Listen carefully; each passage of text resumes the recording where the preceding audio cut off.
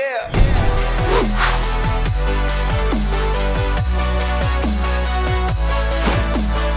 Welcome back to the Gridiron Expert, bringing you some of the best college football news, predictions, and analysis. Our next bowl prediction takes us down to Orlando, as Liberty will be taking on Georgia Southern in the Cure Bowl. A game that could be very interesting, especially because these two teams run prolific offenses, but in extremely different ways. And we'll touch on that here in a second, but we've got to look at Liberty first. History has already been made for the Flames. They sent shockwaves through the college football world just this last offseason, hiring Hugh Freeze to come in as their next head football coach. And in their first year of eligibility, Hugh Freeze led the Flames to a 7-5 record, and Liberty will be making their first ever bowl appearance in program history. So history has already been made, but they can add to that if they can get a win over a solid Georgia Southern team, one that followed up a 10-3 season last year with a 7-5 record this year. Chad Lunsford doing a phenomenal job with the Eagles out of the Sun Belt. Keep in mind, this is the same Georgia Southern team that gave Appalachian State their only loss of the season this year. So we mentioned at the beginning that these two teams have prolific offenses, but for very different reasons. Liberty is a very pass-happy offense, have a lot of talent through the passing game, while Georgia Southern runs the option very, very effectively. So you've got clashing styles here as Liberty likes to air it out, and Georgia Southern likes to keep it on the ground. They both run those offenses extremely well. For the Flames, they are led by their quarterback, Stephen Calvert. Phenomenal season this year, one of the greatest quarterbacks in Liberty history. Over 3,300 yards for this season, 26 touchdowns, and just 5 interceptions. He has already claimed the spot as the all-time leading passer in Liberty football history. So he might not be one of the greats. He might be the greatest for Liberty football. He has one of the best wide receivers of the independents and one of the best players you may not have heard of this season, Antonio Gandy Golden, the wide receiver for him, who has over 1,300 yards receiving this year and 9 touchdowns. He's extremely underrated and extremely unknown. Reminds me a lot of Andy Isabella, the phenomenal wide receiver that played at UMass, who is now starring for the Arizona Cardinals under Cliff Kingsbury. So you look at Liberty, you look at the talent that they have. Not a lot of people talk about them, but they're pretty dang good. And those two players combined, as well as the rest of the offense, lead a Flames team that averages 33.7 points per game. So these guys can score a lot. They can turn it on when they want to. That's something that Georgia Southern's defense is going to have to be prepared for. But more so than Georgia Southern, Liberty's defense has to be prepared for an offense that's extremely difficult to stop for any team. I don't care who you are. Stopping the option is extremely tough. Georgia Tech used to run it effectively. The military academies, Army, Navy, they run it effectively. You know what you're getting, yet the opposing teams never can figure it out. They run that option extremely effectively, averaging 29.2 points per game, and they average 260.9 rushing yards per game. That's to be expected.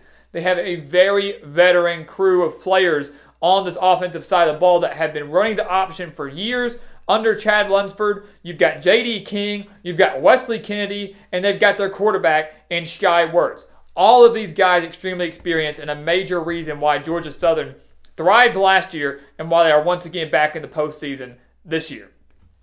So the biggest thing you need to watch out for in this Cure Bowl is the defensive side of the ball for both teams. Which one is going to show up? Which defense will show up and make a play when it matters most? Is it going to be Liberty or is it going to be Georgia Southern? Because neither defense is impressive. I'm going to be flat out honest.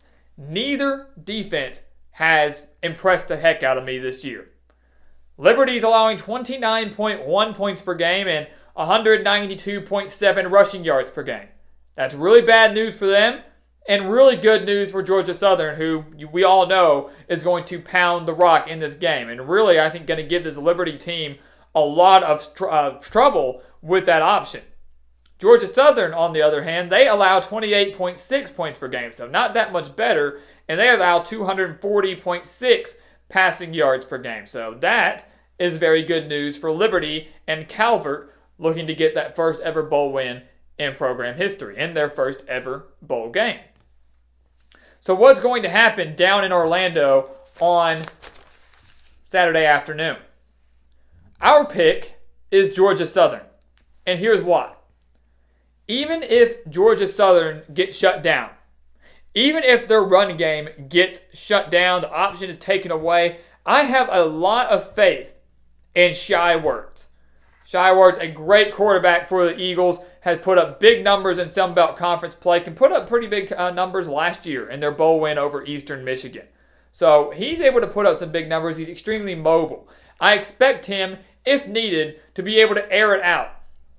I like him in the passing game. Not better than Calvert, not by a long shot, but I like the fact that if this running game is taken away from Georgia Southern, they can rely on the pass. I don't see Liberty relying too heavily on the run or being effective with the run if their passing game gets shut down or really becomes ineffective. Another reason is I look at these numbers here, and we mentioned which defense is going to show up, and Georgia Southern owning the slight edge statistically. But I look at the defense that played against Appalachian State, an Appalachian State team that averaged nearly 40 points per game this season.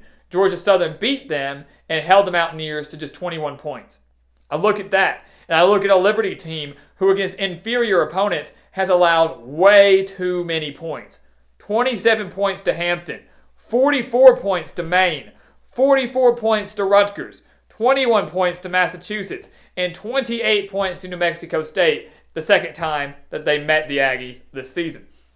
All of those, way too many points against, like I said, inferior opponents. They won the majority of those. They beat Hampton. They fell to Rutgers, but beat Maine. They beat UMass. They beat New Mexico State because their offense bailed them out, because their offense was able to score very quickly and efficiently. I don't think that's going to be the case in this one.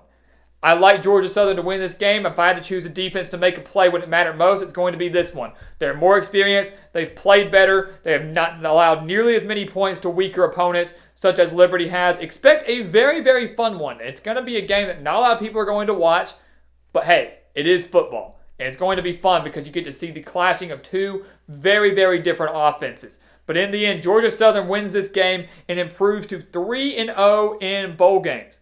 3-0 in the postseason for the Georgia Southern Eagles, while the future looks very, very bright for the Liberty Flames. To make the postseason and your first year eligible at the FBS level, that is a sign of very good things to come. So guys, thank you for watching us here on YouTube. Make sure you like this video, and of course, check out everything we have for you in the description. We have spread picks for every single bowl game, including this Cure Bowl, over at thegridironexpert.com. So make sure you go sign up for those, or at least go check those out. And then once again, thank you for watching. Please continue to like, comment, and subscribe. And we'll see you next time on The Gridiron Expert.